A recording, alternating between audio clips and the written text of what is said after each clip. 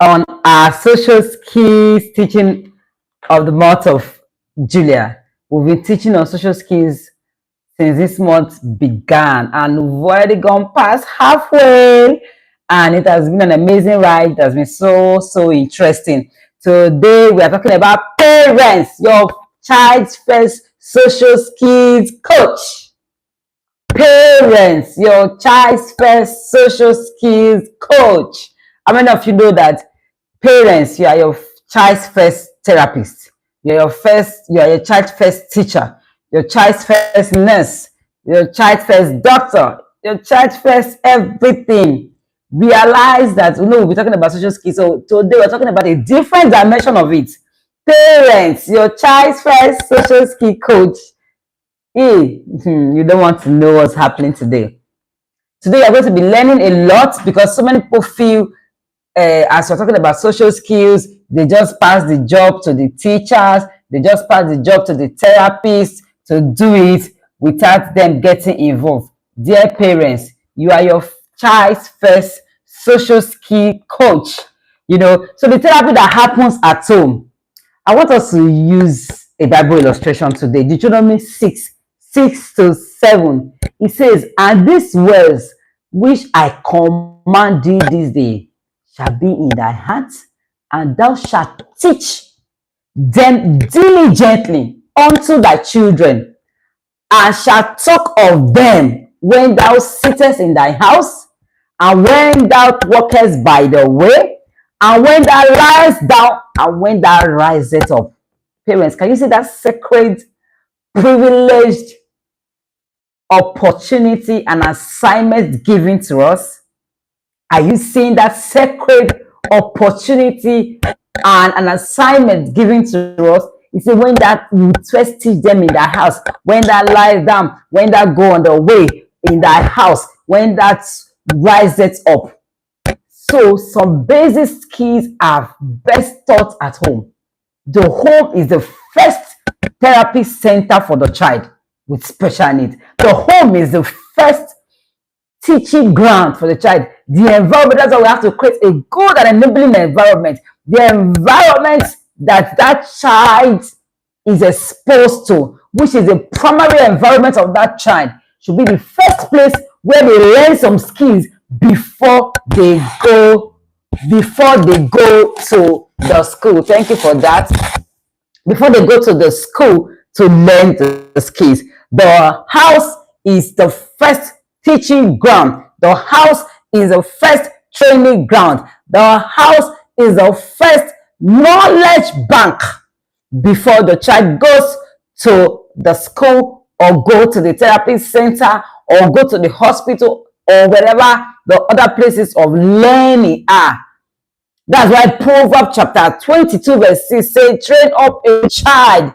He was talking to parents. He wasn't talking to therapists. He wasn't talking to teachers. He said, "Train up a child in the way he should go, and when he's old, he will not depart from it." That word was an instruction to teachers. It was an instruction to parents.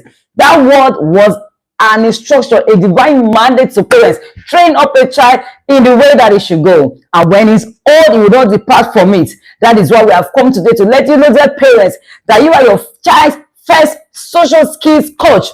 One of the biggest misconceptions among parents of children with special needs is this: the therapist is responsible for teaching my child. Therapists play an important role. Never, we're not taking that out of it. But teachers also play an important role. We're not taking that out of it. Church leaders play an important role. We're not taking that out of it. But no one spends more time with your child than you. No one spends more time with your child than you. Your child may receive 1, 2, or even 5 hours of therapy per day, but still remove 5 hours of therapy inside 24 hours. You are still left with 19 whole hours. Remove 4 hours from 24 hours. You are still left with 20 whole hours. So don't you think that is very paramount when training a child with special needs? For parents that keep saying, "I am very busy," God gave you this child to parents. He has given you an important mandate to steward the life of that child. So when we spend 100 hours every month with our children and we are not doing anything about it, don't you see that there's an issue there? Because it means that the greatest opportunity for growth does not happen in the therapy room. The greatest opportunity for growth does not happen in the classroom. Your home is your child's first classroom. Your home is your child's first teacher. You are your child's first teacher. You are, whether you realize it or not, that's inconsequential. You are your child's first teacher. You are your child's first social skills coach. You need to realize this, their parents. Everyday life is therapy. Many parents ask, when should I teach social skills? The simple answer is every day. You see the way I said it? Every day. Social skills are not taught only during special lessons. Yes.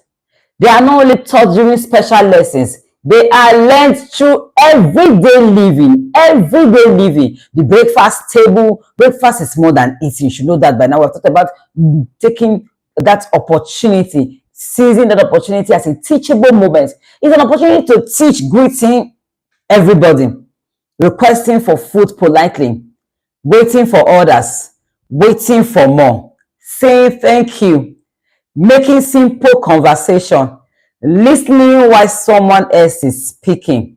Every meal becomes a lesson. Every meal becomes a lesson. It can also be taught during shopping. Instead of just simply buying groceries, you teach your child how to greet the cashier. Teach your child how to wait in the line. Some children with special needs, they don't know how to wait. You teach your child how to hand over money, receive change, say thank you, ask simple questions, remain calm while waiting. The supermarket becomes a classroom. Now, the church.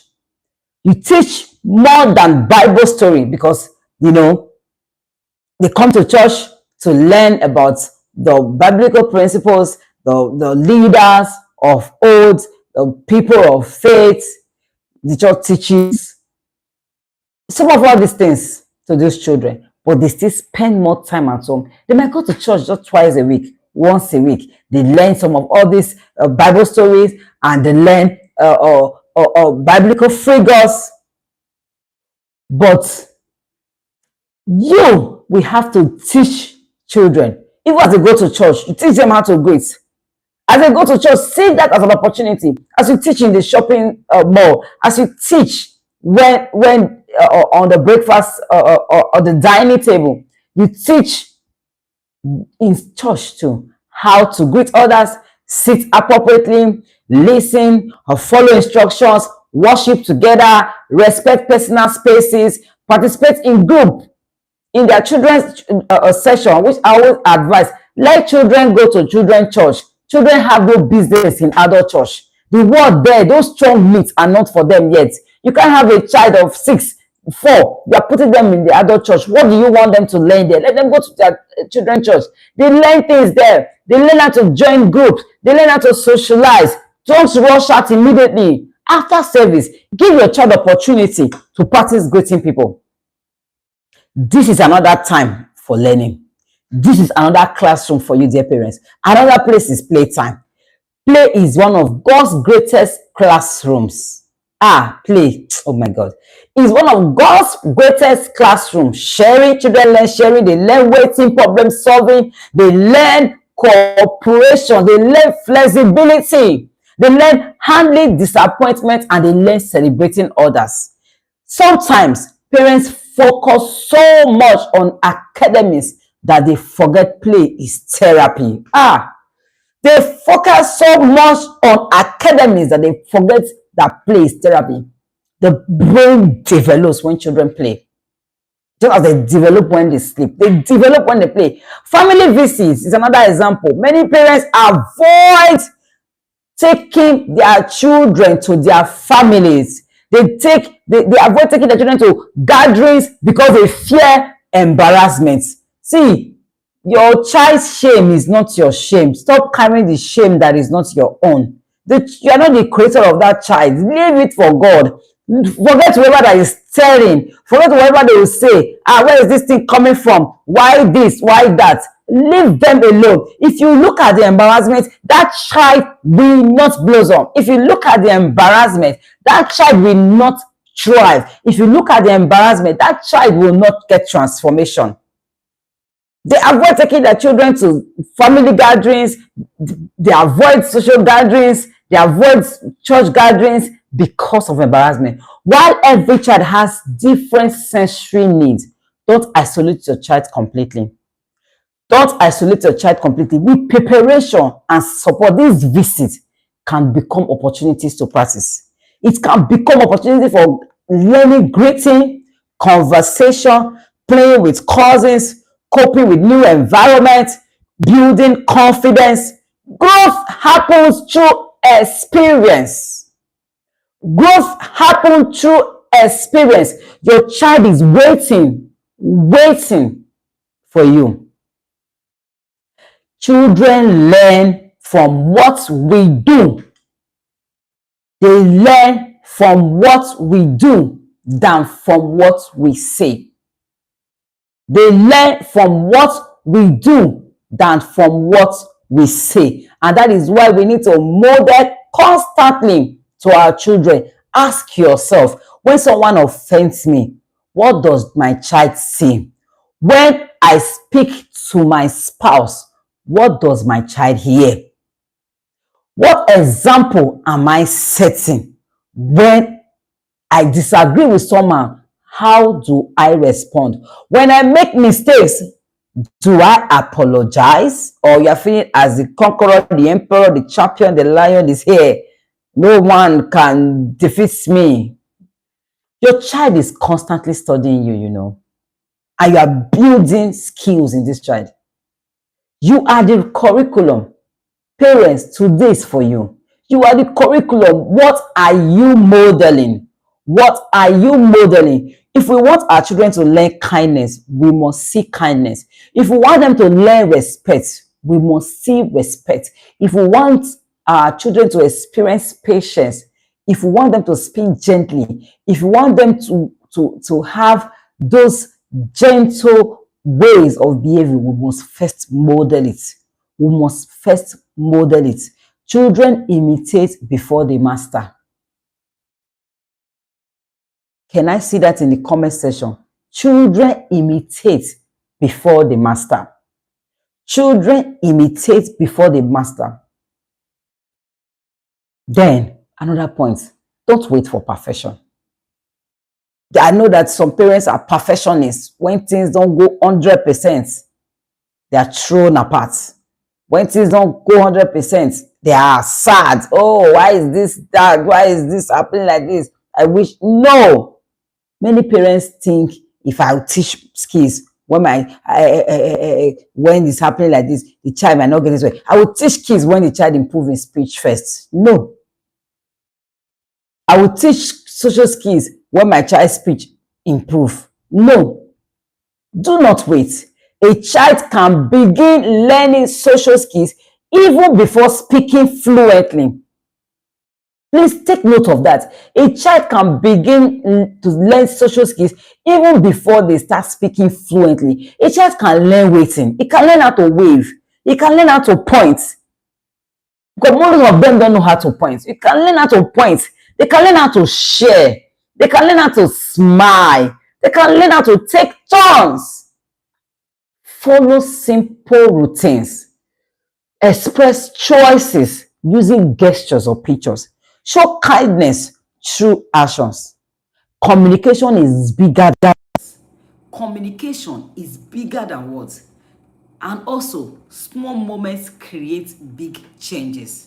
Small moments create big changes. Don't underestimate 5 minutes. This is where I always tell parents. They want to always, I need to clear my table. I need to make sure that I have at least quality time with my child.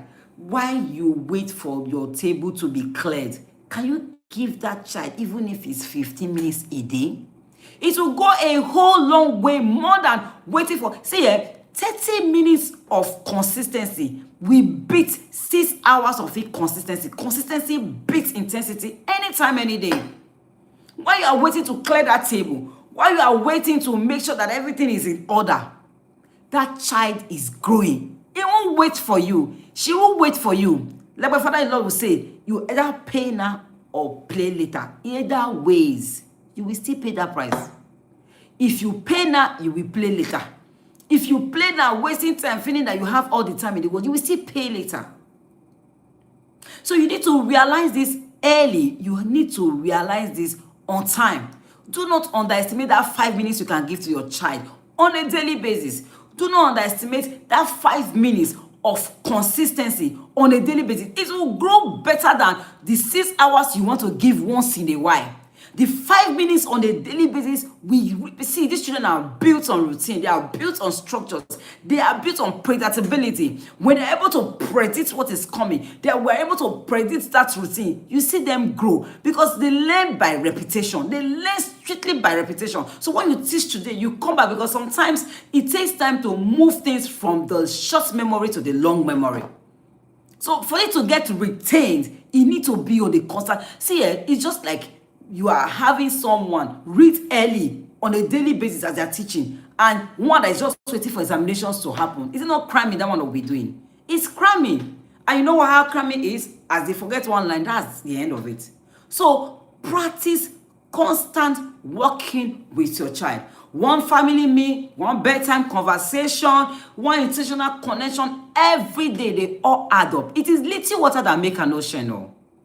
A little drop here, a little drop there. That's what the Bible says, line upon line, precept upon precept, a little here, a little there. They will make up the big progress you are looking for. They will all add up and sum up that big breakthrough. See, that big breakthrough you are waiting for is not going to just fall down.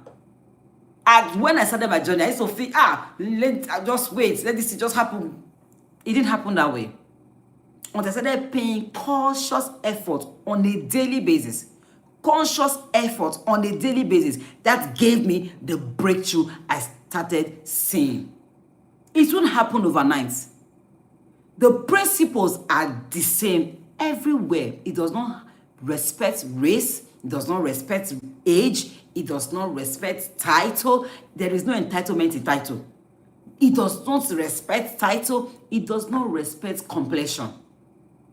You put in that consistent effort, you will see the results. So don't wait for until the child is in school. Don't wait for that big opportunity. It could be from shopping trip, church service, one play session. Small moments repeated consistently build lasting habits. Small moments repeated consistently build lasting habits. Another thing is encourage, don't criticize. Encourage, don't criticize. Children with special needs often hear correction all day. You're supposed to be doing this. Why can't you do this? You're supposed to learn how to do this now. Oh, don't you do that? Stop. No, wait. They are just hearing. Instead, look for opportunities to celebrate efforts. Effort over perfection. It is progress over perfection. Effort over perfection. Praise every small step. Praise I love the way you walked. I love the way you shared your toy with your younger one. I love the way you waved at that child. I love the way you waited. Oh, that's a good skill you are learning there. Thank you for waiting. You couldn't really do this much before now. You're doing awesome. Well done. They will feel, see, even as an adult, when you do things and someone condemns you, do you feel like doing it again? Even as an adult, when you do things and someone encourages you, you want to do more. You want to do more. You greeted grandma so well today. You shared your joy. You helped someone. Well done. Encouragement builds confidence, and confident children are more willing to try. Confident children are more willing to try because their goal is not to raise a child who behaves perfectly in public. No. The goal is not to, that's why I said you will remove your eyes from who is looking. Because if you look at that, you will not build the skills that is needed for your child to thrive. The goal is not to raise children who behaves perfectly in public. The goal is to raise a child who grows steadily in confidence, who communicates and have healthy relationships. Progress matters more than perfection, dear parents. Now, I want to give you a practical challenge. This week, choose one daily routine. I'm not saying do 10 things, so because most times we know that there are challenges in communication, there are challenges with sensory. The child is having eye contact issue. Oh, the child is still having comprehensive cognitive issues. The child is still having this. You want to work on everything at the same time. This week, take it slowly. Just work on one thing this week. It could be during breakfast. That anxiety that wants to make you do everything at the same time. Don't do that this week. It could be during bath time. It could be during bedtime. It could be during shopping, during church and playtime. Decide on one social skills. Decide on one social skills to teach during that routine. Practice it every day consistently for this whole week. Celebrate every improvement. Don't move to another skill until the first one becomes more natural. You will find out that you will make more progress. Don't move to the next skill. Don't jump into another one. You have so many things you want to work on. Be writing it down. Don't move to the next skill until that one that you are teaching becomes second nature. Until it becomes natural to the child before you go to the next one. You will find out that it will move from the short memory to the long memory. The child will retain it. That's why you see some things that the children have learned. If you ask them 1 year after, they will learn and they will still be able to tell you. But some that they have not really gained mastery over, if you ask them, even the next week, they are not able to remember. So you teach something consistently, you teach a skill consistently until it becomes second to nature, until it becomes more natural to that child before you move to another thing, because consistency beats intensity anytime, any day. So don't rush into another skill until the first one has really gotten into that child. Parents, never underestimate your influence. Therapists may guide your child. Therapists may educate your child. Teachers may educate them. Therapists may guide them. But you parents shape your child's daily environment. You parents shape your child's daily environment. So shape them with every conversation, every meal, every outing, every hug, every prayer, every act of patience. These are all shaping your child's future. These are all shaping your child's future because God did not choose you by accident. He entrusted this child into your hand because he knows that he has given you the grace to become that child's greatest coach. He has given you the grace to become that child's greatest encourager and your child's greatest advocate. Dear parents, you need to understand this and put it into practice on a daily basis. Dear parents, I have witnessed this. This is a journey I have been on for about 10 years. My child is 10. I will tell you this for free. The hours you have to spend with your child, no matter the hours of therapy a therapist comes to do with your child, if it's the highest, let's even say it's even 6 hours, you still have 18 long hours with that child, plus the time, sleep time embedded in it and all that. In all, you still control major time of your child's life. It's not something you need to throw away. That's why you need to, if you're not in the Pacesetter Parents Tribe, you need to join us so that you get strategies, tools, tricks to know how to put in the work, to know how to move you from that place of overwhelm. And we have a 3-day course coming in. 3 days is even more than 3 days because you're still going to be having 7 days of support from me, which is making it a whole 10 days. It's happening next week. It's happening next week. Transform your special needs child's life like a pro. If you have not registered, you might be the only one left. I'm going to be having access to different guides to help you experiment what you have learned. You are going to have access. Imagine you want to book me for a session. how much will you be paying? But there will be 1 week follow-up to learn this, to practicalize it, to ask your questions for a pure support system. So you need to realize this. If you have not paid, you need to do that.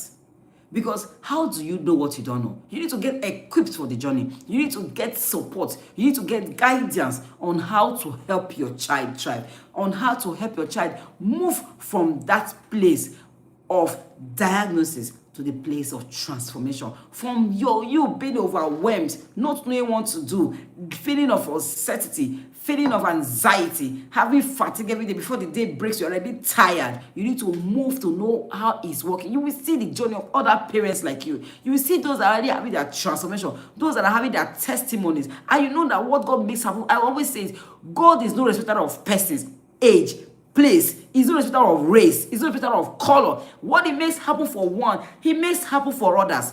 What he makes happen for one, he can make happen for you. If you do, that's why the principles are the same. My father-in-law will say, if you do what I do, you will see what I see. The principles are the same. The methodology might be different. If you put in the work, you will see it before you, clear as white and black. So dear parents, I am inviting you to register. Send us a DM. We'll be glad to onboard you for that course. And if you have not subscribed to our YouTube channel, kindly do so and turn on your notification, so whenever we come online, whenever we post any videos, you will be the first to get notified. And please do share this link with others, those that are not here. You know, I always tell you, go and invite your friends, your loved ones, your colleagues, your siblings, and your village people. It takes a village to raise a child. So share it with your village people. Share it with those that you love. Share it with those you know will benefit from this teaching. Let them know that the Pacesetter Mom, there is something called the Pacesetter Mom life. On a daily basis, try beyond the diagnosis. Beyond the diagnosis. So it's not just the diagnosis per se, but how to move from that place. Yes, we receive the diagnosis. So we shouldn't remain there. That shouldn't be the place to settle. There's a place called forward. Learn how to move from the place of diagnosis to the place of now the breakthrough. To take that steps you need to learn. So share with others, and please share the link and share the link, share the link. And thank you. I do not take your time for granted. At this time of the day, you're able to still come to join us on this live. I appreciate your time, and I do not take it for granted. And I appreciate the fact that you are ready to put in the work. For the fact that you come here every day. We've been doing live like this for almost 2 months now on a daily basis. You come live to learn what to do to better the life of your child. You come live to learn what to do to help your child thrive. It's not that I really commend you for that. And I say, well done. And thank you. We'll be seeing tomorrow by 2 p.m. with another interesting topic. Please stay tuned, and God bless you.